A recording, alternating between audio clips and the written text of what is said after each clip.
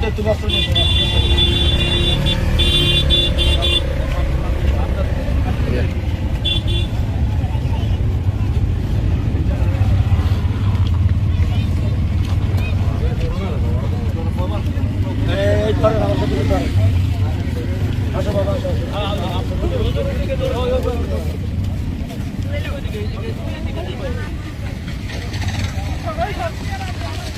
গাড়ি কই আমাদের গাড়ি না ইমন গাড়ি নিয়ে আসো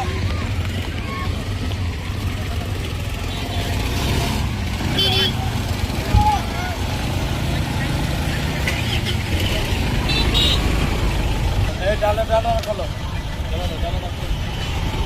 ডেটন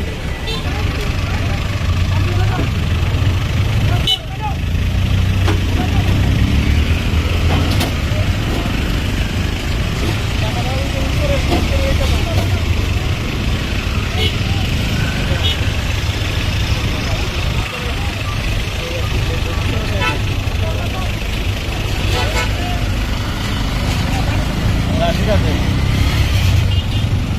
এবার রাখতে মানে হাসপাতাল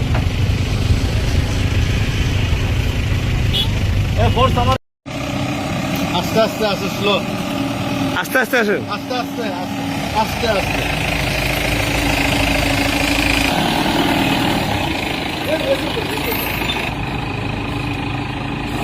হ্যাঁ হ্যাঁ তুলিয়ে যাও যাও যাও যাও যান যান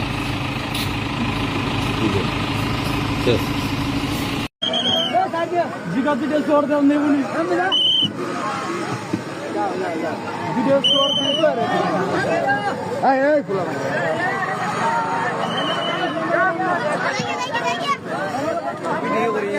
পেয়েছি অর্থাৎ শান্তিগঞ্জ থানার আন্ডারে একটা আর আমাদের সদর থানা এলাকায় একটা অর্থাৎ দেখার হাওড় এমন একটা হাওড় যে একটা অনেক বড় হাওড় যেহেতু কালকের এখন ভারপ্রাপ্ত কর্মকর্তা শান্তিগঞ্জ তার মাধ্যমে একটা লাশ আসে এখানে পরবর্তীতে আজকে সকালে আমি তথ্য পাই আর একটা লাশ আমরা নিয়ে আসি দুটো লাশের সাথে একটাই মিল আছে যে দুটো লাশেরই কোনো শরীরে কোনো পোশাক নাই এবং এই সংক্রান্তে দিরাই থানায় একটা তথ্য বললাম যে সেখানে দুটা বাচ্চা একই ঘরের থেকে মিসিং হয়েছে ওই ঘটনার সাথে এটা মিলে যায় কিনা এগুলো আমরা তদন্ত করছি ওখানে আমরা দিরাই ওসির সাথে আমরা কথা বলছি সেও বিষয়টা গুরুত্ব সহকারে দেখছে এবং এই বিষয়গুলো আমাদের যে পুলিশ সুপার স্যার আছে সেও আমাদের দিক নির্দেশন দিচ্ছে সেই দিক নির্দেশনে যে আমরা কাজ করে যাচ্ছি আশা করি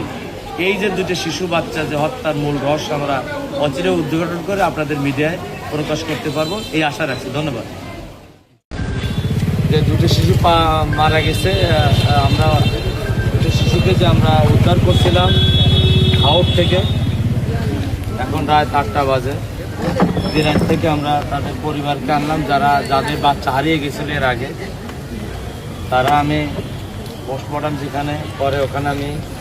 শিশু দুটোকে রাখছিলাম তারা এসে শনাক্ত করছে যে আমার বাচ্চা আপনার নাম কি জানি আফরোজা তার হলো 4টে বাচ্চার ভিতর বড়টা এবং মেজোটা বড়টা মেয়েটার নাম হলো কি তুলনা ছেলেটার নাম মুহাদ্দিস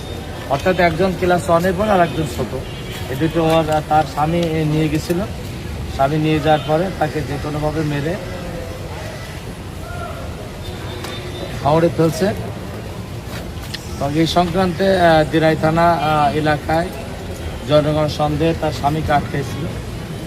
পরবর্তীতে আমাদের দিরাই থানা পুলিশ তাকে হেফাজতে নেয় জিজ্ঞাসাবাদের জন্য